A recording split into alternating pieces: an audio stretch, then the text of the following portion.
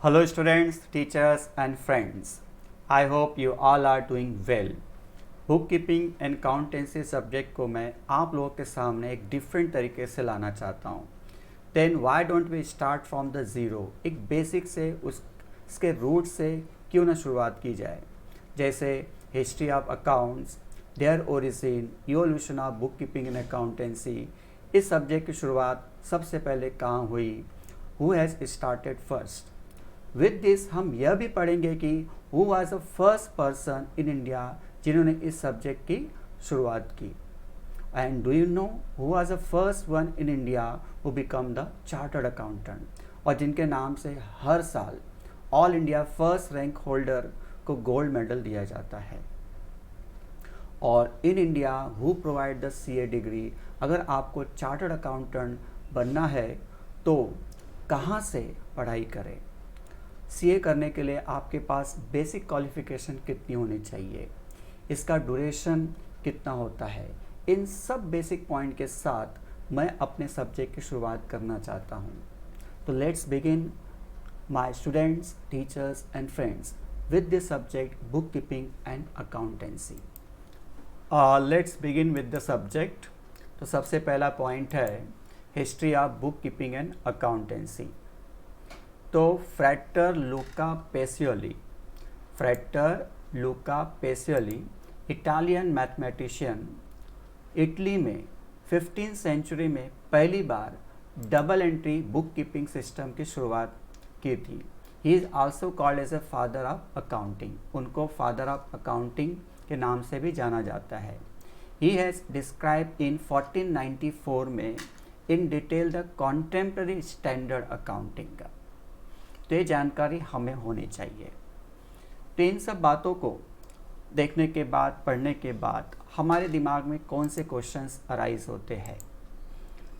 First, what is the history of the book keeping. Second, who is the founder of the book keeping या father of book keeping and accountancy. And when the first book on the book keeping and accountancy was published.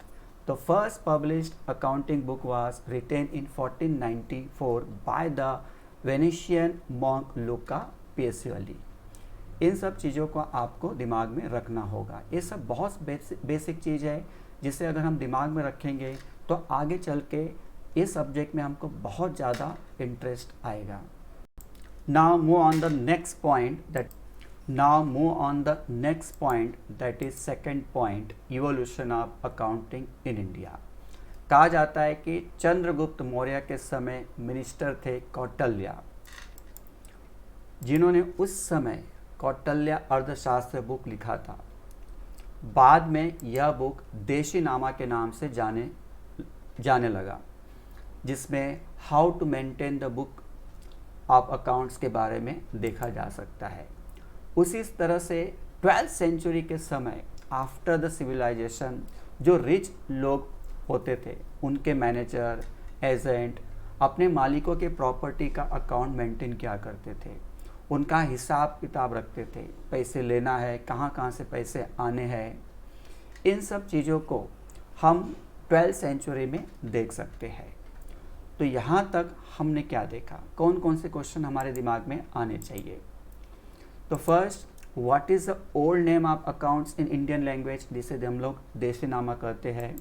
फिर second, what is the evolution of accounting in India, जो मैंने आपको बता दिया. ये था हमारा पॉइंट नंबर सेकंड.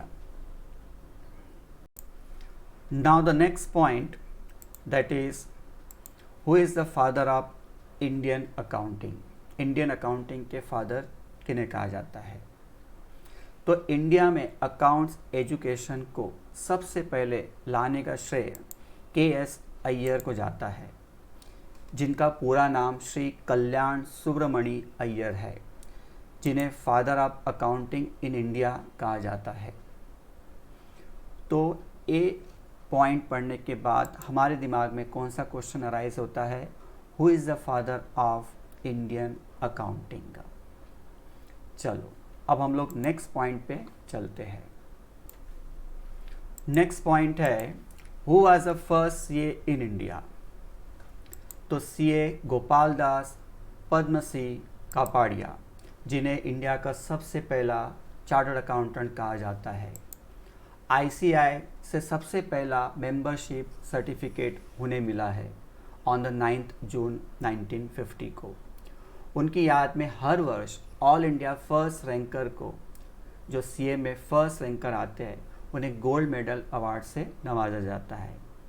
आगे चलकर वे आईसीआई के फाउंडर मेंबर बने और आईसीआई के फर्स्ट प्रेसिडेंट की पदवी भी उन्हें दी गई।